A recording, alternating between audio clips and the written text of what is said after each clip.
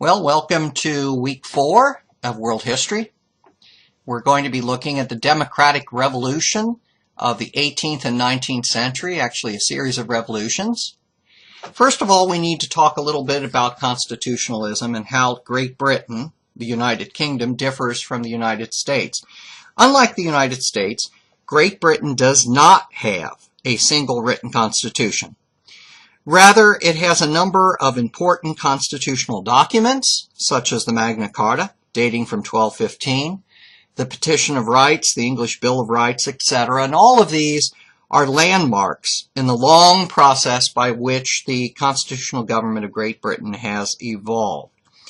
So, Great Britain does have, however, a constitutional government. And a constitutional government is a government that is limited in the extent of its powers. So it's totally at the opposite end of the spectrum from what we've already talked about in this class, absolutist powers. Because a constitutional government is limited in the extent of its powers. It can't just do whatever it wants. It can't be arbitrary. It can't be absolutist. Great Britain is an example of a mixed government, and that in that way it also differs from the United States because it is a mixture of the monarchy, represented by the monarch, the king or the queen, the aristocracy, represented by the House of Lords, and democracy, represented by the House of Commons. And we're going to be really looking at how the House of Commons in the Parliament during the time period under discussion really becomes more and more important. So, like the United States, Great Britain has a bicameral legislature. That is, one composed of two houses, the upper house being the House of Lords, as we just said, and the lower house being the House of Commons. Great Britain also differs in the structure or framework of its government from the United States. Essentially, there are three forms of structure or framework for government in the world, and each is dependent upon where political sovereignty lies. So first of all, we need to define what sovereignty is. Sovereignty means supreme or ultimate political authority. So a sovereign government is one that is legally and politically independent of any other government. So we're going to give you some examples of what that means. So if you look at things on a spectrum, on the one side of the spectrum, let's just say the left side for this point of view, it really has nothing to do with whether one is conservative or liberal. That this has nothing to do with that at all. This is not about ideology. This is not about whether some place is a democracy, a social democracy. It's not whether it's socialism. It's how that ideology is framed, how that ideology works in the structure of the government. Okay? So let's just choose and say unitary is on the left, confederal is somewhere in the middle.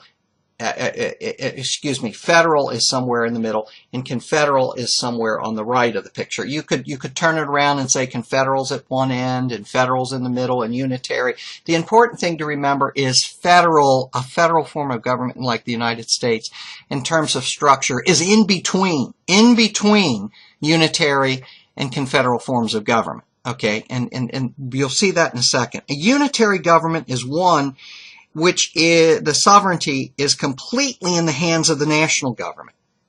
This is the way it is in Great Britain. This is the way it is in France and Italy and Sweden.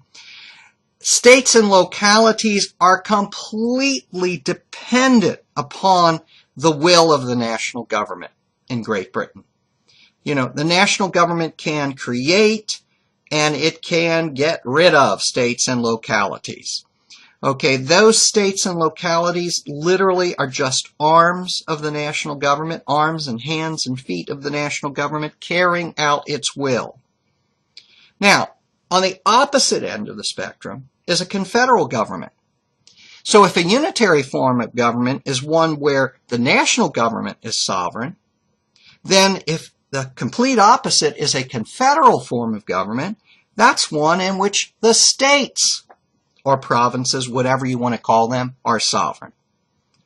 And in fact, the national government is only allowed to do that which the states permit. There aren't many examples of confederal forms of government in history because, to be quite honest, confederal forms of government are not very effective. And you can see why. They can easily fall apart. As they did in U.S. history, we had two examples of confederal forms of government where the states were considered sovereign. One was in the early years after the American Revolution, under the Articles of Confederation. See, that's where the term confederal is related. And the other instance was the Confederate States of America, the South, during the Civil War. Neither one of those forms of government was successful, by the way. So that leaves one example in between, and that's a federal form of government. So if a unitary form of government is one where the national government is sovereign, and a confederal form of government is one where the states are sovereign, that means the federal government is one in which sovereignty is shared. So on some matters, the national government is supreme, and on others, the states or provinces are supreme. Examples of federal governments today include the United States, Canada, Australia, India, Germany, and Switzerland. And, of course, this is a completely different form of government. Examples in our form of government, if you would go bankrupt in the United States because we're a federal government, and probably you're going to go, when you go bankrupt, you're going to owe people in other states, right? So that goes into federal courts. On the other hand, if you murder just a regular individual, not some important federal, official, that's considered, a state issue, and that would go into the state courts. It would be the state of so-and-so versus whomever the murderer is. If we go for driver's license, obviously, those are state kind of issues, etc. Certain issues, federal, certain issues, state, right? National versus state. So then, this is all important. It was where sovereignty lies. But Great Britain also has a cabinet government, or a parliamentary government, which is an example of responsible government. And this is important because in a parliamentary government, normally you have a prime minister, and the prime minister is usually the leading member of the majority party in the parliament. And he will head up, or she will head up, depending upon the case, a cabinet of ministers who will try to lead legislation through the parliament. And if, for instance, the parliament is unable to get, say, a major program passed, then what can happen is the Prime Minister can actually call for new elections and dissolve Parliament. Of course, he tells the Queen of the United Kingdom, and she agrees, obviously, because she's more or less just a figurehead now. So the people do not vote directly for the Prime Minister as we vote as Americans for the President. The Prime Minister is, again, the leading member of the majority party in Parliament. He appoints ministers. They are to act in responsible government, that is, they are to get their legislation through Parliament, and if for some reason they can't, then the Parliament could be dissolved and new elections called. Sometimes this is referred to as a failure of confidence, when they cannot get, say, a major program of their party passed through the Parliament. There are other reasons, too, why they could call for new elections. In Great Britain, the Parliament is sovereign. The Parliament is sovereign. Well, when we last left off with Great Britain, we saw that William and Mary came in at the invitation of Parliament to rule, and they reigned as joint rulers until 1694, when Mary died. and her husband William continued to rule alone until he died in 1702. And then Mary's sister Anne became Queen Anne and ruled from 1702 to 1714. Anne had 9 stillborn children and 5 other children who did not survive childhood. In realization of this fact, Parliament passed the Act of Settlement of 1701. Since poor Mary had 14 children and none lived to ever become monarch, Parliament had to decide who was next going to take over the monarchy. They turned to the Empress Sophia of Hanover in Germany, the Electress Sophia, excuse me, and she was the granddaughter of James I. So actually, she was the closest to the throne. But she had married, and she was part of now the Hanoverian dynasty ruling Hanover in Germany. When Sophia died in 1714, her son George became her heir, and so this collateral dynasty, the Hanoverian, succeeded to the Stuart line, which had been ruling.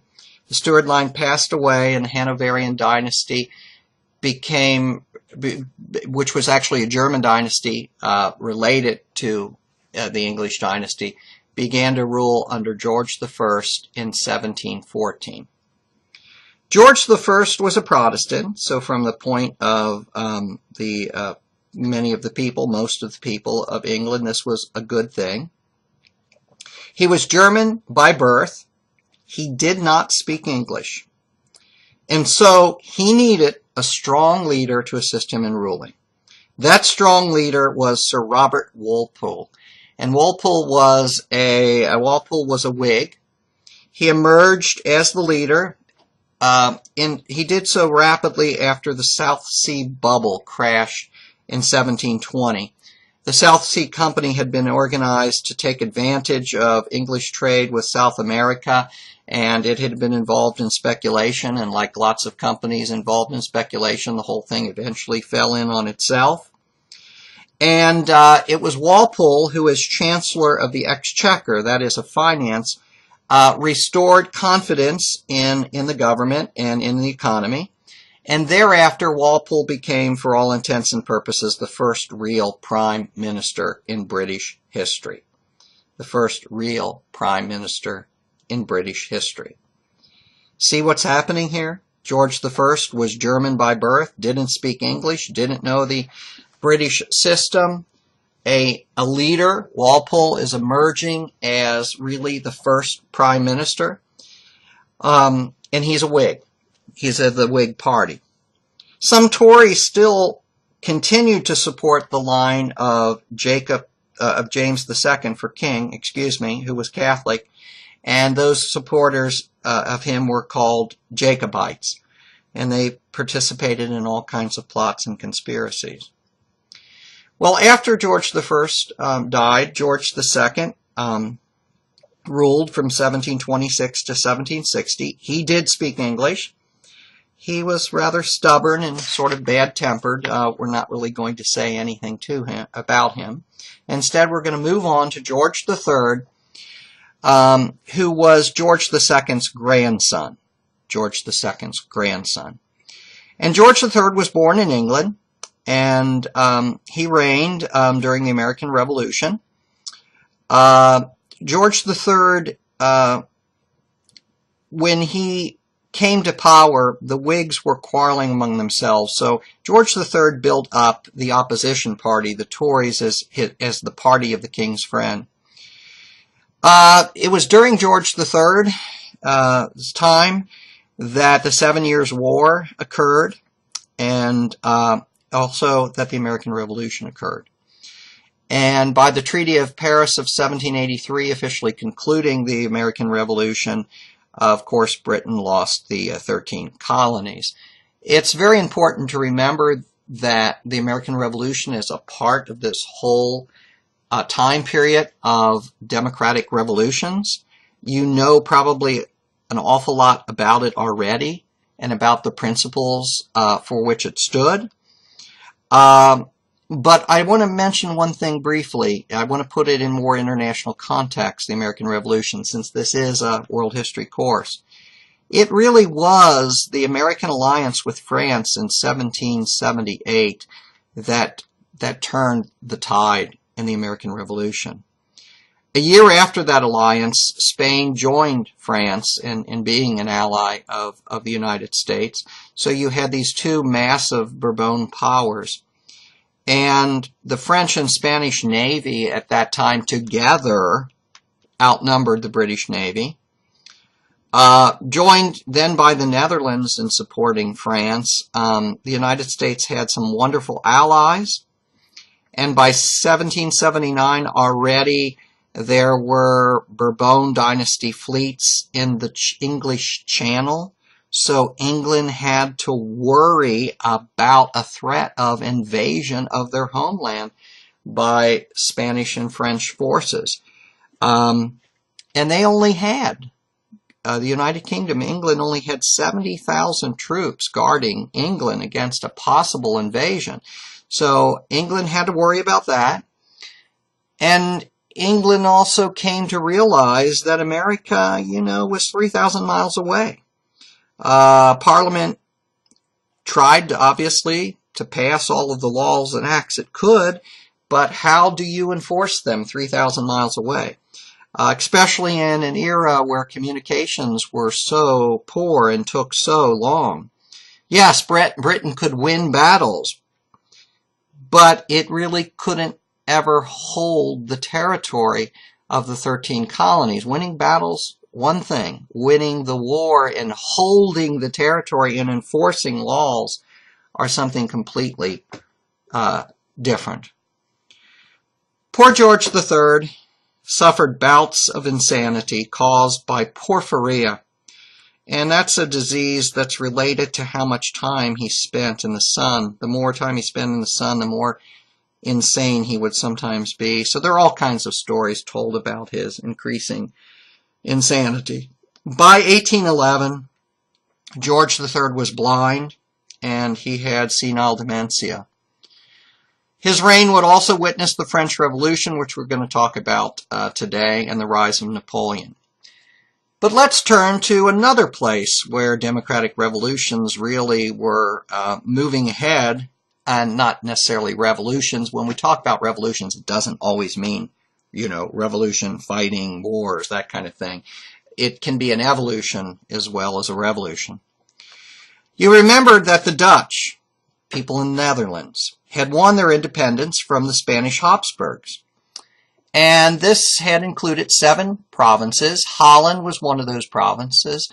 So, we kind of interchangeably talk about the Netherlands and Holland, the United Netherlands, etc. But Holland was actually just one of the 7 provinces. Each of those 7 provinces had its own assembly, democratic assembly, or they were called estates. And those, provincial estates handled domestic affairs. And meanwhile, then a States General was a national assembly that handled foreign affairs for the Netherlands. We know that the Dutch were very involved in maritime trade throughout the world. They had the largest merchant marine in Europe by 1650. The Dutch East India Company had been established in 1602 and was involved in trade and eventually colonies in Southeast Asia, including Ceylon and Indonesia. The Dutch West India Company owned for a short period of time, it had founded and owned New Amsterdam, which, became New York, a British colony, and then subsequently, after the American Revolution, part of the United States. That Dutch West India Company also traded with Africa and Latin America. One thing that the Dutch were known for is religious toleration. They even invited Jews to come to live in the Netherlands. And it was pretty amazing. The first Jewish people accepted into the New World were at New Amsterdam, which of course later on becomes New York, and that's the oldest Jewish congregation in America, in New York City. The Dutch really didn't get too caught up with religious issues.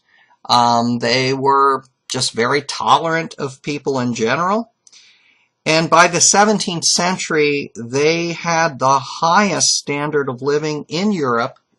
And some argue that even they had the highest standard of living in the world. And this shows some areas in blue under Dutch control and some of the Dutch ports. And you can see that for such a small country, they had moved throughout the world. The Treaty of Paris, 1783, ending the American Revolution, resulted in the United States gaining all the territory east of the Mississippi River to the Atlantic Ocean, except for Canada, which remained British, and Florida, which remained Spanish. This shows a little map of the changing ownership of the continent, and you can see after the 7 Years' War how France was thrown out of North America, and this all became English. And then you can see at the end of the American Revolution how all of this becomes the new United States. This remains Spanish, and then up here this is English.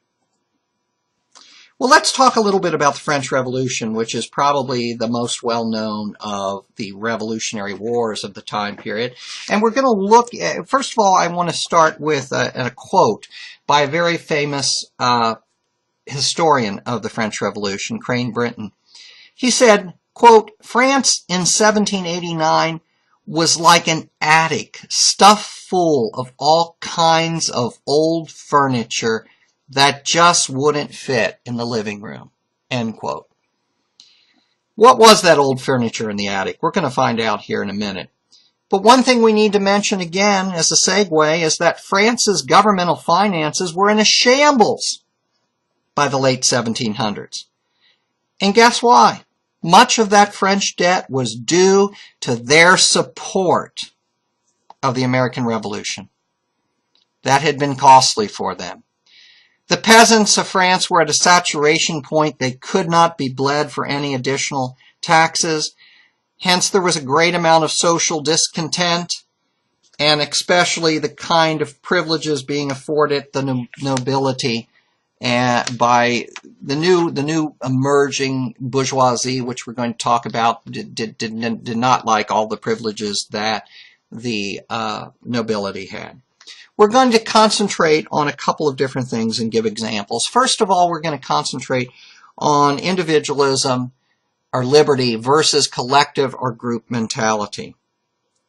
The new bourgeoisie class was a rising middle class of merchants. And here you see bourgeoisie down here. It wanted liberty. Not just political liberty, but it also wanted economic liberty, free enterprise, and profit. Capitalism would require liberty in all its forms as an essential condition for its development. Personal liberty would be the condition permitting a workforce of wage earners, liberty of property, intellectual liberty, to pursue scientific and technological discovery. So this is going to be very important, this concept of individualism and liberty. Also, they were looking at a new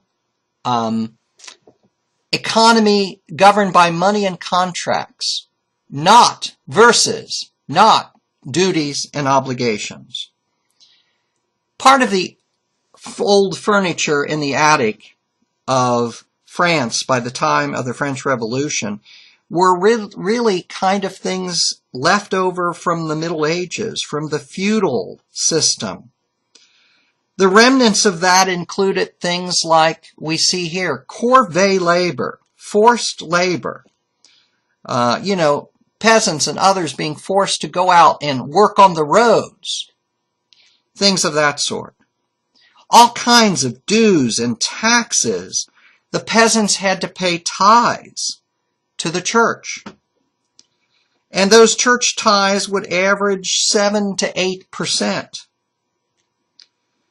Meanwhile, the whole kind of system of the socio-economic system was still reflective also of the Middle Ages. In the Assembly, the National Assembly of France, which was nothing like the newly emerging Democratic Assembly of the Parliament in Great Britain. The Estates General, which was the National Assembly, was composed of 3 estates, and those 3 estates were these old feudal medieval orders of society. The first estate was the clergy, literally those who prayed. The second estate, the nobility, those who fought. And the third estate, everybody else. And that included peasants, artisans, and the bourgeoisie. So just to kind of give you an example, by the time of the French Revolution, this first and second estate really composed only 4% of the population. But they owned anywhere from 30 to 35% of the land and much of the wealth. The third estate was 96% of the population and owned only 70% or so of the land. The nobility had all kinds of privileges. To be an officer in the army, you had to be a noble. To have the highest offices in the church, you had to be a noble. In 1789, all the bishops of the church were nobles. And the highest post in the government, with a few exceptions, generally, you had to be a member of the nobility. Meanwhile, this third estate included everybody else from peasants to artisans like shoemakers and blacksmiths and, cabinet makers, etc., as well as this newly emerging middle class, this new bourgeoisie, which was involved in the growing industrial system, which we'll discuss next week, of the country. So the peasant population really was being squeezed, and that was, of course, unfortunate. We're going to talk about cottage industry and the putting out system next time so we're going to leave that out this week in the respecting the time that we have. There was great inflation and a depressed economy and bad harvest occurring in 1788. It was a year of drought followed by disastrous storms in France. Between 1785 and 1789, the price of wheat rose in France 66%. Rye rose 71%. The price of meat rose 67%. And firewood, a staggering 91%. The most depressed conditions occurred in 1789, with a total increase for the year of 127%. That year alone in the price of wheat, and 136% in the price of rye. That is what we would call today hyperinflation. How in the world could peasants keep up with that? Well, we also have a number 3, an industrial urban structure that is beginning to grow versus an agricultural rural structure. And we're not going to spend much time on that either, because this is also going to be a topic of next week when we look at the Industrial Revolution. It is amazing that on the eve of the revolution, the cost of bread for the working classes in France accounted for 58% of their budget. By 1789, the cost of bread was up to 88% of their budget. That meant that they had only 12% for everything else. This agrarian crisis led immediately to an industrial crisis, because if the price of bread rises and leaves less and less for the wages of of the lower classes to purchase things, you've got problems. Those problems were expressed in a great fear that occurred in the summer of 1789. It enveloped the nation. Rural peasants armed themselves. There was a paranoia.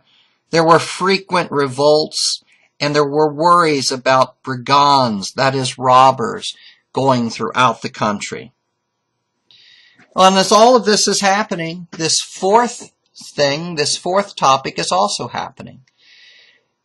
The rest of the world is emerging at least of Europe, is emerging in nation states of corporative institutions. Hey, this would be the United Kingdom. Great Britain, right, was emerging as a nation with a parliament. Or this was true of the Netherlands with its estates. It was emerging. Kingdoms and empires were something of the past. They were disappearing quickly. One of the famous historians of the French Revolution, Albert Souboul, claims that the French Revolution's, quote, essential achievement was the creation of national unity through the destruction of the seigneurial system and the privileged order of feudal society. As de Tocqueville observed, he said in The Old Regime and the Revolution, which was published in 1856, the revolution's real purpose was to do away everywhere with what remained of the institutions of the Middle Ages. Its final outcome, Souboul said, was the establishment of liberal democracy, providing a further clue to its historical meaning. Webster's dictionary defines a nation-state as a modern nation as the representative unit of political organization. We might define it as a centralized form of representative government marked by corporative institutions, marked by institutions like a parliament or, in the United States, Congress. Amazing things were going on in this time period. We're going to skip down to Cologne. Cologne was Louis XVI's Comptroller General, that is, his head of finance, and he was faced with a fiscal crisis. He suggested that there be a land tax, but the noblemen balked and said no. When he submitted his budget to the king in March 1788, there was an estimated deficit of 20%. Interest on the public debt consumed more than half of the total expenditure, and much of that debt had been secured during the American Revolution. The economic crisis had lowered the receipts from taxation. The state's credit was undermined. Cologne proposed a land tax for everyone without exception. The noblemen criticized him. Louis XVI dismissed him. And we, at best, as one historian has said, Louis XVI was, at best, a mediocre king.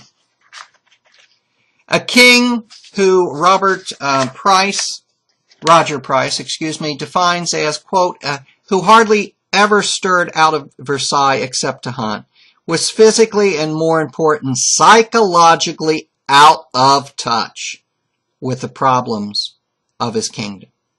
As a result, his policy decisions reflected the influence of a small circle of aristocratic advisors who regarded him with contempt and who were willing to contemplate only those reforms which did not threaten their own social status and political power, end quote.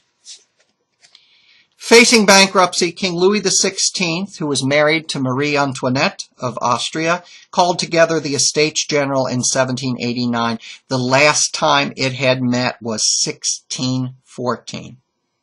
And formally, the first, second, and third estates had each a single vote, and the third estate sat separately. The third estate did not want to sit separately anymore, and it showed its opposition by withdrawing to a large indoor tennis court where the third estate members took the tennis court oath of June 20th, 1789, declaring themselves the new National Assembly. And they vowed not to disperse until they had written a constitution for France. The people, in support of the Third Estate, stormed the Bastille on July 14th, 1789, and July 14th is considered, Independence Day for the French people, leading to the deaths of 6 soldiers. The Bastille was a prison comparable to the Tower of London. It had been a place of detention for people with enough influence to escape the common jails. And this shows a little bit of the storming of the Bastille on July 14th. There you see King Louis XVI and his wife, Marie Antoinette. In August of 1789, the National Assembly ended all special privileges of the nobility, and it passed a very important document, the Declaration of the Rights of Man and Citizen. And it said that all men were created equal, and they were free to practice their own religion. The Declaration of the Rights of Man and Citizen was like the U.S.'s Bill of Rights. Well, the National Assembly began calling itself the Constituent Assembly because it was writing a constitution for France. And as time went on, it passed more and more legislation. The Civil Constitution of the Clergy in 1790, where it abolished old archdioceses, it redrew old dioceses, it prohibited the taking of religious vows, it dissolved all monastic houses. It didn't allow any letters from the Pope or decrees from the Pope to be published or enforced in France. It made clergy salaries, they were being paid then by the civil government. So it was trying to secularize the church and to nationalize the Catholic Church of France. This kind of persecution against the church resulted in a lot of French priests and nuns and so forth leaving for the United States. In the Constitution of 1791, it created a one-house or unicameral assembly called the Legislative Assembly. The king, King Louis, was forced to accept his status as a constitutional monarch, and the rest of Europe was frightened by the French Revolution. That is, the rest of Europe that was still a monarchy or still under absolute power, because they felt that the doctrines of the French Revolution were highly exportable. They were a universal philosophy which proclaimed the rights of man regardless of time or place or race or nation, as the great French historian Palmer has expressed it. And as Palmer has said, the excluded classes of European society were most inspired. The hard-pressed Silesian weavers were said to hope that the French would come and rescue them.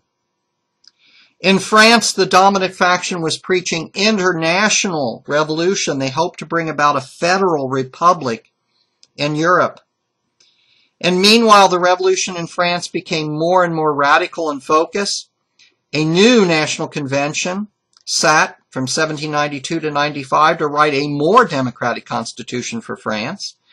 In a preemptive strike, France declared war against Austria in December of 1792. King Louis XVI was put on trial for treason and executed in January of 1793, which absolutely shocked Europeans. And by February of 1793, France declared war against Britain, Holland, and Spain. And in 1793 to 94, the reign of terror of Robespierre and the Committee of Public Safety of the National Convention began guillotining its opponents. Some 40,000 of its opponents were killed. It began to get rid of everything from the past and to rename even the months. That was only to last so far, and Robespierre would be thrown from power in the Thermidorian reaction of 1794. A new constitution was set up, a constitution of the year 3 in 1795, in which case a new bicameral legislature was established. And a plural executive, not just one president, but a directory of 5 directors. And into all of this, by now almost chaos, would come the great figure of Napoleon.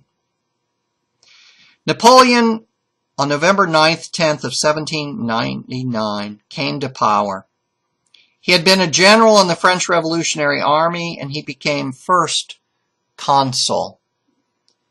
In 1804, he became Emperor of France. A year earlier, he had gone to war with Britain, and now he embarked on conquest of Europe. By 1805, he was in control of Italy north of Rome. At the Battle of Trafalgar in 1805, Lord Nelson of Britain defeated the French and Spanish fleets, assuring that there would not be an invasion of Britain via the English Channel. While there wouldn't be an invasion of Britain, Napoleon had controlled many other places. By 1806, he controlled much of Germany, and he brought an end, once and for all, to the Holy Roman Empire. Instead, in Germany, Napoleon established the German Confederation of the Rhine. And in 1812, Napoleon made his worst mistake. He invaded Russia. Well, you never want to invade Russia, which is a huge nation, number one, with many people and a bad climate. In October 1813, he was defeated at the Battle of Leipzig. In April of 1814, he abdicated and went into exile on the island of Elba. He would escape from Elba and return to France on March 1st of 1815, and there the Allies attacked and defeated him once and for all at Waterloo in Belgium. Again, he abdicated and was sent into exile on a small Atlantic island of St. Helena, and there he would die. Some say he was poisoned. The Congress of Vienna was an amazing event of 1814 and 15 because it tried to achieve a balance of power. It brought the Bourbon dynasty back in a constitutional monarchy like Britain to France. France was given the boundaries it had in 1792 and was not required to pay any reparations. The map was redrawn. Again, they're drawing maps at these conferences. The new German Confederation would include 39 nations, including Austria, Prussia, and many smaller states. And the Quadruple Alliance members agreed to meet occasionally to avoid future catastrophes like the Napoleonic War. So this is what, at least, Prussia is looking like in 1815. Austria is looking like, and the whole boundary of the German Confederation. We're interested in that because, these places, Spain and Portugal and France and the United Kingdom of Great Britain and Ireland and so forth, they're all developing into nation states. But look what's still divided by 1815. Germany is not Germany yet. Italy is not Italy yet. These places have not grown into nation states yet. That's all for this week. Please feel free to email or phone me. I'm always happy to help.